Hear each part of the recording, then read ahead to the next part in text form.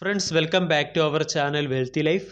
16 ഫെബ്രുവരി 2021 ആരംഭിക്കുന്ന IPO-യായ റെയിൽടെൽ IPO-യുടെ റിവ്യൂ വീഡിയോയിലേക്ക് എല്ലാവർക്കും സ്വാഗതം.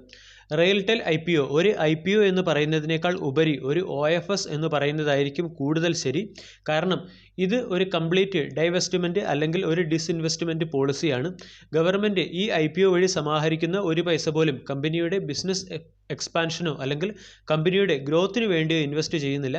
പകരം ഇത് ഗവൺമെൻറ് ബഡ്ജറ്റിൽ പ്രഖ്യാപിച്ച പോലുള്ള ഡൈവെസ്റ്റ്മെൻറ്റ് പോളിസിയുടെ ഒരു ഭാഗമായ IPO-യാണ്. ഇനി ഈ ഇന്നത്തെ വീഡിയോയിൽ നമ്മൾ ഈ IPO-യുടെ ഓവർവ്യൂ, ബിസിനസ് മോഡൽ, കമ്പനിയുടെ ഫിനാൻഷ്യൽ പാരാമീറ്റേഴ്സ്, കമ്പനിയുടെ വാല്യൂഷൻ അനാലിസിസ്, അവസാനം ഈ IPO-യുടെ ഗ്രേ മാർക്കറ്റ് പ്രീമിയം എന്നീ കാര്യങ്ങളാണ് ഡിസ്കസ് ചെയ്യുന്നത്. വെൽത്തി ലൈഫ് എന്ന ചാനൽ നിങ്ങൾ ആദ്യമായാണ് വിസിറ്റ് ചെയ്യുന്നതെങ്കിൽ ചാനൽ ദയവായി സബ്സ്ക്രൈബ് ചെയ്യുക. For getting instant stock recommendation and regular market updates, swing ട്രേഡിന് ആവശ്യമായിട്ടുള്ള അഡീഷണൽ ഇൻസൈറ്റ്സ് ലഭിക്കണമെന്നുള്ളവർ ചാനലിൻ്റെ ജോയിൻ ബട്ടൺ എന്ന ഓപ്ഷൻ കൺസിഡർ ചെയ്യാവുന്നതാണ്.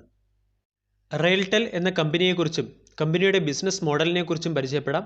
Information and communication infrastructure provide ചെയ്യുന്ന ഒരു കമ്പനിയാണ് റെയിൽടെൽ.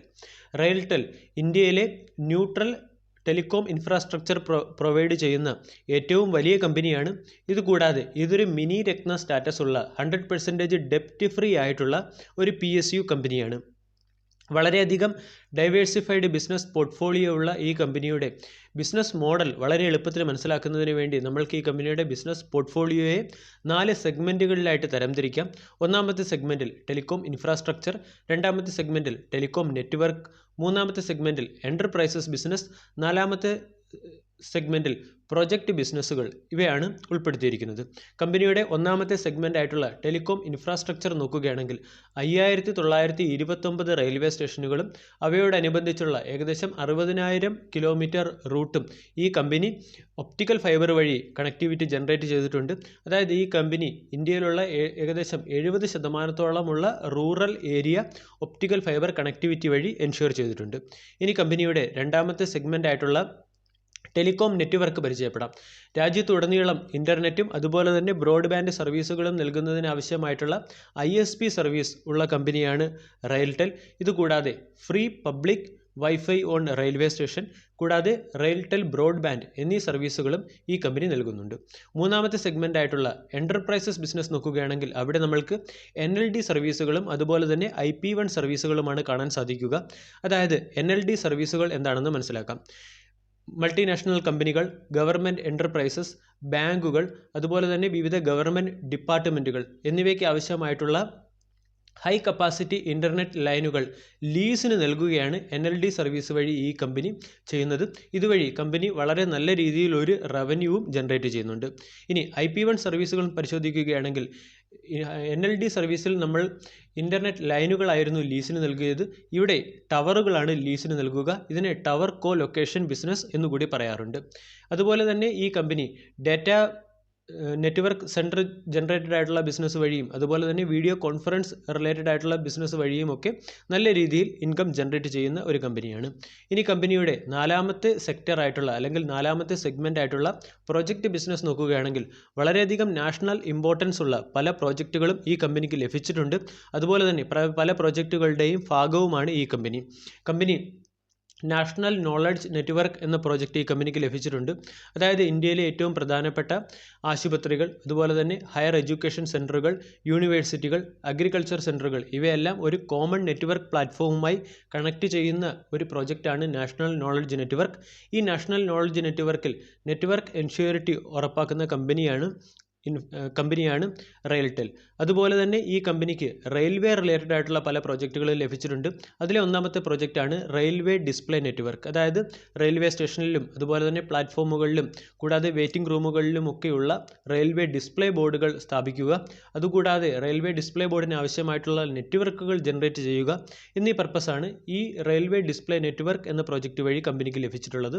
അതുപോലെ തന്നെ റെയിൽവേയുടെ മറ്റൊരു പ്രോജക്റ്റ് ആയിട്ടുള്ള കണ്ടന്റ് ഓൺ ഡിമാൻഡ്, ട്രെയിനിലും അതുപോലെ തന്നെ റെയിൽവേ സ്റ്റേഷനിലും എഡ്യൂക്കേഷനിലും എൻ്റർടൈൻമെൻറ്റുമായിട്ടുള്ള പല ഡേറ്റകളും പെയ്ഡും അൺപെയ്ഡുമായിട്ടുള്ള സർവീസ് രീതിയിൽ ലഭ്യമാക്കുന്ന കണ്ടന്റ് ഓൺ ഡിമാൻഡ് എന്ന പ്രോജക്റ്റും റെയിൽടെൽ എന്ന കമ്പനിക്കാണ് ലഭിച്ചിട്ടുള്ളത്. കൂടാതെ നോർത്ത് ഈസ്റ്റ് സ്റ്റേറ്റുകളിൽ ഇൻ്റർനെറ്റ് ലഭ്യത ഉറപ്പാക്കുന്നതിന് ആവശ്യമായിട്ടുള്ള north east optical fibre cable project, ഈ പ്രോജക്റ്റും ലഭിച്ചിരിക്കുന്നത് ഈ കമ്പനിക്കാണ്. അതായത് വളരെയധികം വെൽ ഡൈവേഴ്സിഫൈഡ് ബിസിനസ് പോർട്ട്ഫോളിയോയും അതുപോലെ തന്നെ വളരെ വാസ്റ്റ് ആയിട്ടുള്ള ഒരു ബിസിനസ് മോഡലും ഉള്ള കമ്പനിയാണ് റെയിൽടെൽ. കമ്പനിയുടെ ഫിനാൻഷ്യൽ അനാലിസിസിലേക്ക് പോകുന്നതിന് മുൻപേ കമ്പനിയുടെ ടോട്ടൽ റവന്യൂ ഡിസ്ട്രിബ്യൂഷൻ നമ്മൾക്ക് മനസ്സിലാക്കാം. കമ്പനിയുടെ എൻ്റർപ്രൈസസ് ബിസിനസ്സിൻ്റെ ഭാഗമായിട്ടുള്ള NLD സർവീസിൽ നിന്നും 37% റവന്യൂവും IP1 സർവീസുകളിൽ നിന്നും 15% റവന്യൂവുമാണ് ജനറേറ്റ് ചെയ്യുന്നത്. ടെലികോം നെറ്റ്വർക്ക് ബേസ്ഡ് ബിസിനസ്സിൻ്റെ ഭാഗമായിട്ടുള്ള ISP സർവീസുകളിൽ നിന്നും 15% റവന്യൂവും പ്രോജക്റ്റ് ബിസിനസ്സിൻ്റെ ഭാഗമായിട്ടുള്ള റെയിൽവേ പ്രോജക്റ്റിൽ നിന്നും 14% റവന്യൂവും നാഷണൽ പ്രോജക്റ്റുകളിൽ നിന്നും 15% റവന്യൂവുമാണ് ജനറേറ്റ് ആകുന്നത്. ഇതുകൂടാതെ അതർ ഇൻകം വഴി 3% റവന്യൂവും ഓപ്പറേറ്റിംഗ് ഇൻകം വഴി 1% റവന്യൂവും കമ്പനി ജനറേറ്റ് ചെയ്യുന്നുണ്ട്. കമ്പനിയുടെ 2016 മുതൽ 2020 വരെയുള്ള ഗ്രോസ് റവന്യൂ ചാർട്ട് നോക്കുകയാണെങ്കിൽ 642 കോടിയിൽ നിന്നും കമ്പനിയുടെ റവന്യൂ 1112 കോടിയായി മാറിയിട്ടുണ്ട്. അതിനിടയ്ക്കുള്ള പീരീഡുകൾ കൂടി നമ്മൾ ഉൾപ്പെടുത്തുകയാണെങ്കിൽ കമ്പനിയിൽ എക്സ്പോണൻഷ്യൽ ആയിട്ടുള്ള ഒരു റവന്യൂ ഗ്രോത്ത് ഇല്ല, പകരം സ്റ്റഡി ആയിട്ടുള്ള ഒരു റവന്യൂ ഗ്രോത്ത് ആണ് നമ്മൾക്ക് കാണാൻ സാധിക്കുക. ഇനി കമ്പനിയുടെ പ്രോഫിറ്റ് ആഫ്റ്റർ ടാക്സ് നോക്കാം. 2014 മുതൽ 2020 ഫിനാൻഷ്യൽ ഇയർ വരെയുള്ള കമ്പനിയുടെ പ്രോഫിറ്റ് ആഫ്റ്റർ ടാക്സ് നോക്കുകയാണെങ്കിൽ 2014 കമ്പനിയുടെ പ്രോഫിറ്റ് ആഫ്റ്റർ ടാക്സ് 138 കോടിയായിരുന്നു. 2020 138 കോടി തന്നെയാണ്. അതായത് ഒരു ഗ്രോത്ത് കാണാൻ സാധിക്കുന്നില്ല, പകരം സ്ലഗിഷ് ആണെന്ന് പറയാം. ഇതിന് ഇടയ്ക്കുള്ള വർഷങ്ങളിൽ കമ്പനിയുടെ പ്രോഫിറ്റ് ആഫ്റ്റർ ടാക്സ് 138 കോടിയിൽ നിന്നും ചില ഏറ്റക്കുറച്ചിലുകളോടുകൂടിയാണ് റിപ്പോർട്ട് ചെയ്തിരിക്കുന്നത്. കമ്പനിയുടെ CAGR, അതായത് ഗ്രോത്തിൻ്റെ ഒരു പ്രധാനപ്പെട്ട ഫാക്ടറായിട്ടുള്ള കമ്പനിയുടെ ടോട്ടൽ ഇൻകത്തിൻ്റെ CAGR നോക്കുകയാണെങ്കിൽ 11.71%, കമ്പനിയുടെ ടോട്ടൽ ഓപ്പറേറ്റിംഗ് റവന്യൂവിൻ്റെ CAGR നോക്കുകയാണെങ്കിൽ 7.47%. ഇത് 2018 മുതൽ 2020 വരെയുള്ള കാലയളവിലെ CAGR ആണ് കാൽക്കുലേറ്റ് ചെയ്തിരിക്കുന്നത്. അതുപോലെ തന്നെ കമ്പനിയുടെ 2014 മുതൽ 2020 വരെയുള്ള ഗ്രോസ് റവന്യൂവിൻ്റെ CAGR 16%, ഗ്രോസ് മാർജിൻ്റെ CAGR 7%. അതായത് CAGR വേസ് നമ്മൾ കാൽക്കുലേറ്റ് ചെയ്ത് നോക്കുകയാണെങ്കിൽ നമ്മൾക്ക് മനസ്സിലാകും ഈ കമ്പനിയിൽ അത്ര അട്രാക്റ്റീവ് ആയിട്ടുള്ള ഒരു ഗ്രോത്ത് ഓപ്പർച്യൂണിറ്റി കാണുന്നില്ല എന്ന് തന്നെയാണ് നമ്മൾക്ക് മനസ്സിലാവുക. CAGRനെ കുറിച്ചുള്ള കൺസെപ്റ്റുകൾ ഇതുവരെയും മനസ്സിലാകാത്തവർക്ക് വേണ്ടി CAGRനെ കുറിച്ചൊരു എക്സ്ക്ലൂസീവ് വീഡിയോ ഞാൻ ചെയ്തിട്ടുണ്ട്. അതിൻ്റെ ലിങ്ക് ഡിസ്ക്രിപ്ഷൻ ബോക്സിൽ അവൈലബിൾ ആണ്. ഇനി നമ്മൾക്ക് കമ്പനിയുടെ വാല്യുവേഷൻ കാൽക്കുലേഷനിലേക്ക് വരാം. അതായത് ഈ കമ്പനിയുടെ ഫേസ് വാല്യൂ ആയി കാൽക്കുലേറ്റ് ചെയ്തിരിക്കുന്നത് 10 രൂപയാണ്.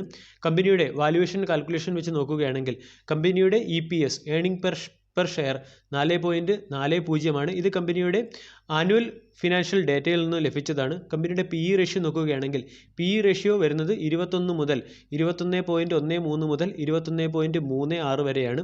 അതുപോലെ തന്നെ റിട്ടേൺ ഓൺ നെറ്റ് വർത്ത് നോക്കുകയാണെങ്കിൽ 10.3%. കമ്പനിയുടെ NAV അല്ലെങ്കിൽ നെറ്റ് അസറ്റ് വാല്യൂ നോക്കുകയാണെങ്കിൽ 42.67%. ഇനി കമ്പനിയുടെ വാല്യുവേഷൻ നമ്മൾക്ക് മറ്റൊരു കമ്പനിയുമായും കമ്പയർ ചെയ്യാൻ സാധിക്കുകയില്ല. കാരണം ഇത് ടെലികോം ഇൻഡസ്ട്രിയിലെ ഇൻഫ്രാസ്ട്രക്ചർ കമ്പനിയാണ്, അല്ലെങ്കിൽ ടെലികോം ഫീൽഡിലുള്ള കമ്പനിയാണെങ്കിൽ കൂടിയും നമ്മൾക്ക് ഈ കമ്പനിയുടെ വാല്യുവേഷൻ കമ്പയർ ചെയ്യാൻ മറ്റ് കമ്പനികളൊന്നും ഇല്ല എന്ന് തന്നെയാണ് മനസ്സിലാക്കേണ്ടത്. കാരണം റിലയൻസ് ജിയോ ഇതിൻ്റെ ഒരു കോമ്പറ്റീറ്ററാണ്, അല്ലെങ്കിൽ ഇതിന് സമാനമായ രീതിയിലുള്ള ബിസിനസ് മോഡലുള്ള കമ്പനിയാണ്. പക്ഷേ റിലയൻസ് ജിയോയുടെ വാല്യുവേഷൻ നമ്മൾക്കറിയില്ല, കാരണം അത് റിലയൻസ് ഇൻഡസ്ട്രീസിനകത്താണ് വരുന്നത്. റിലയൻസ് ഇൻഡസ്ട്രീസിൽ റിലയൻസിൻ്റെ ബാക്കിയുള്ള അസോസിയേറ്റഡ് ബിസിനസ്സുകളും കൂടി ചേർന്നതാണ് ആ കമ്പനിയുടെ PE. അതുപോലെ തന്നെ മറ്റൊരു കമ്പനിയായ എയർടെലിനും നെഗറ്റീവ് PE ആണ്. അതുപോലെ തന്നെ ഐഡിയ വോഡാഫോൺ നോക്കുകയാണെങ്കിൽ അവിടെയും നമ്മൾക്ക് നെഗറ്റീവ് PE ആണ് കാണാൻ സാധിക്കുക.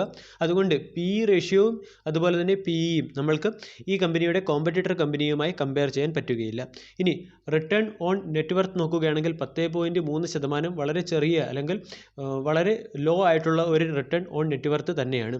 ഇനി നമ്മൾക്ക് കമ്പനിയുടെ ഇൻട്രൻസിക് വാല്യൂ കാൽക്കുലേഷനിലേക്ക് വരാം. അതായത് കമ്പനിയുടെ ഇൻട്രൻസിക് വാല്യൂ കാൽക്കുലേഷനും അതുപോലെ തന്നെ IPOയുടെ പ്രൈസ് ബാൻഡ് നോക്കുകയാണെങ്കിൽ കമ്പനി ഫെയർലി വാല്യുവേറ്റഡ് ആണെന്ന് തന്നെ മനസ്സിലാക്കും. അതായത് ഇൻട്രൻസിക് വാല്യൂ കാൽക്കുലേഷനിൽ നിന്നും ഇൻട്രിൻസിക് വാല്യൂ കാൽക്കുലേഷൻ്റെ മാർജിൻ ഓഫ് സേഫ്റ്റി ഡിക്ലൈൻ ചെയ്തതിന് ശേഷം നമ്മൾ കമ്പനിയുടെ ഷെയർ പ്രൈസും അതുപോലെ തന്നെ ഇൻട്രിൻസിക് വാല്യൂവും കൂടി മാർക്കറ്റ് ക്യാപ്പും കൂടി കമ്പയർ ചെയ്യുകയാണെങ്കിൽ നമ്മൾക്ക് മനസ്സിലാകും ഈ കമ്പനി അല്ലെങ്കിൽ ഈ സ്റ്റോക്കിൻ്റെ IPO പ്രൈസ് ഫെയർലി വാല്യുവേറ്റഡ് ആണ് എന്നുള്ളത്.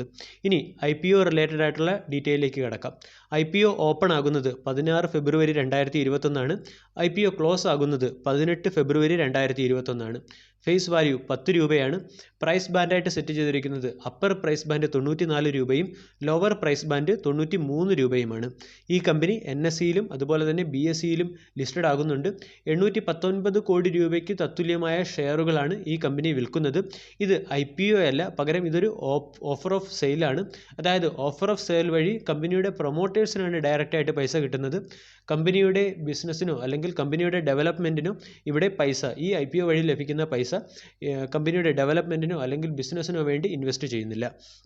ഇനി നമ്മൾക്ക് കമ്പനിയുടെ മറ്റ് ചില പ്രധാനപ്പെട്ട ഡേറ്റുകൾ കൂടി പരിശോധിക്കാം. അതായത് IPOയുടെ മറ്റ് ചില പ്രധാനപ്പെട്ട ഡേറ്റുകൾ കൂടി പരിശോധിക്കാം. IPO നമ്മൾക്ക് ലഭിച്ചില്ലെങ്കിൽ അത് റീഫണ്ട് ആകുന്ന തീയതി ഫെബ്രുവരി 2021 ഫെബ്രുവരി 24 ഡിമാറ്റ് അക്കൗണ്ടിലേക്ക് IPO ലഭിച്ചു കഴിഞ്ഞാൽ ഷെയറുകൾ ക്രെഡിറ്റ് ആകുന്നതും ഫെബ്രുവരി 24, 2021 കൂടാതെ IPOയുടെ ലിസ്റ്റിംഗ് ഡേറ്റ് ആയിട്ട് വരുന്നത് 26 ഫെബ്രുവരിയാണ്. ഈ IPO വഴി അപേക്ഷിക്കണമെങ്കിൽ നമ്മൾക്ക് മിനിമം 155 ഷെയറുകൾക്ക് വേണ്ടി അപേക്ഷിക്കേണ്ടി വരും. അതായത് 14,570 രൂപ. മാക്സിമം 1,89,410 രൂപയ്ക്ക് വേണ്ടി ഏകദേശം 2015 ഷെയറുകൾ ഉൾപ്പെടുന്ന 13 ലോട്ടുകളാണ് മാക്സിമം അപേക്ഷിക്കാൻ പറ്റുന്നത്. ഇനി നമ്മൾക്ക് റീറ്റെയിലർ ഇൻവെസ്റ്റേഴ്സിന് ഈ IPO ലഭിക്കാനുള്ള പ്രോബബിലിറ്റി എത്രത്തോളം ഉണ്ടെന്ന് മനസ്സിലാക്കാം. അതിനുവേണ്ടി IPOയുടെ കാറ്റഗറി വൈസ് ബ്രേക്കപ്പിലേക്ക് പോകാം.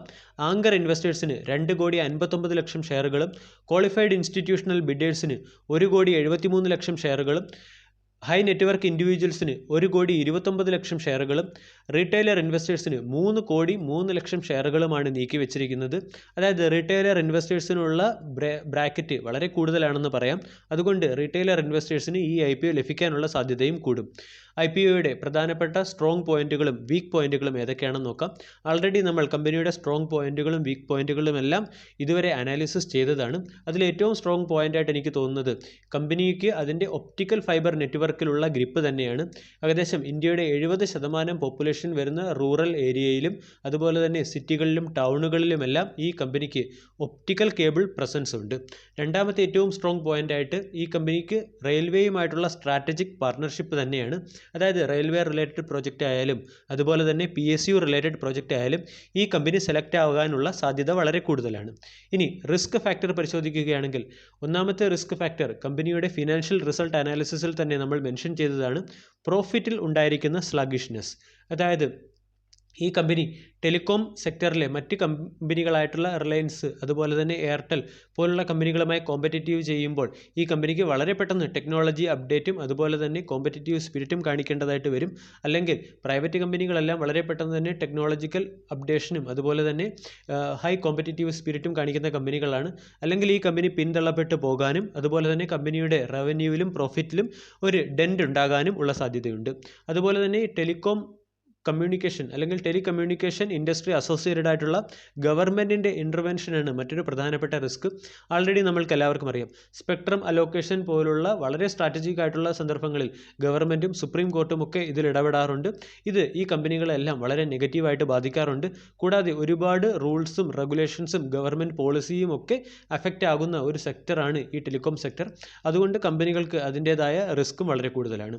ഇനി നമ്മൾക്ക് പരിശോധിക്കേണ്ടത് ഈ IPOയിൽ നമ്മൾ അപേക്ഷിച്ചാൽ നമ്മൾക്ക് കിട്ടുന്ന ഗ്രേ മാർക്കറ്റ് പ്രീമിയം അല്ലെങ്കിൽ GMP എത്രയാകും എന്നുള്ളതാണ്. 2021 ഫെബ്രുവരി മാസം 10-ാം തീയതി മുതൽ 12-ാം തീയതി വരെയുള്ള കമ്പനിയുടെ GMP അല്ലെങ്കിൽ ഗ്രേ മാർക്കറ്റ് പ്രീമിയം നമ്മൾ നോക്കുകയാണെങ്കിൽ 33 രൂപയാണ് ഗ്രേ മാർക്കറ്റ് പ്രീമിയം. അതായത് ഈ IPOയുടെ അപ്പർ പ്രൈസ് ബാൻഡായിട്ട് 94 രൂപയാണ്. ഈ 94 രൂപയോട് കൂടി 33 കൂടെ ചേർത്താൽ ഏകദേശം 127 രൂപ പ്രൈസിലായിരിക്കും ഈ IPO ലിസ്റ്റഡ് ആകാനുള്ള സാധ്യത. ഇനി ഗ്രേ മാർക്കറ്റ് പ്രീമിയം നമ്മൾക്ക് ഒരിക്കലും ഉറപ്പ് പറയാൻ കഴിയുകയില്ല. അത് മാർക്കറ്റിൻ്റെ മൂഡ് അനുസരിച്ച് ഫ്ലക്ച്വേറ്റ് ആകാനുള്ള സാധ്യതയുണ്ട്. എന്നിരുന്നാലും ഇപ്പോഴത്തെ കറണ്ട് മാർക്കറ്റ് മാർക്കറ്റ് കാൽക്കുലേഷൻ അനുസരിച്ച് ഏകദേശം 30% മുതൽ 40% വരെയുള്ള ലിസ്റ്റിംഗ് ഗെയിൻ നമ്മൾക്ക് ഈ IPOയിൽ നിന്നും പ്രതീക്ഷിക്കാം. ഇനി IPOയുടെ പ്രധാനപ്പെട്ട മറ്റൊരു ഫാക്റ്റാണ് IPOയുടെ രജിസ്ട്രാർ ആരാണെന്നറിയുക. അതായത് KA ഫിൻടെക് പ്രൈവറ്റ് ലിമിറ്റഡ് എന്ന കമ്പനിയാണ് IPOയുടെ രജിസ്ട്രാർ. IPO റിലേറ്റഡ് ആയിട്ടുള്ള ഏതെങ്കിലും പ്രധാനപ്പെട്ട ക്വയറികൾക്കോ അല്ലെങ്കിൽ അതുമായി എന്തെങ്കിലും ആവശ്യങ്ങൾക്ക് ബന്ധപ്പെടണമെങ്കിൽ നമ്മൾ രജിസ്ട്രാറിനെയാണ് ബന്ധപ്പെടേണ്ടത്. വീഡിയോ എല്ലാവർക്കും ഇഷ്ടമായി എന്ന് വിശ്വസിക്കുന്നു. താങ്ക്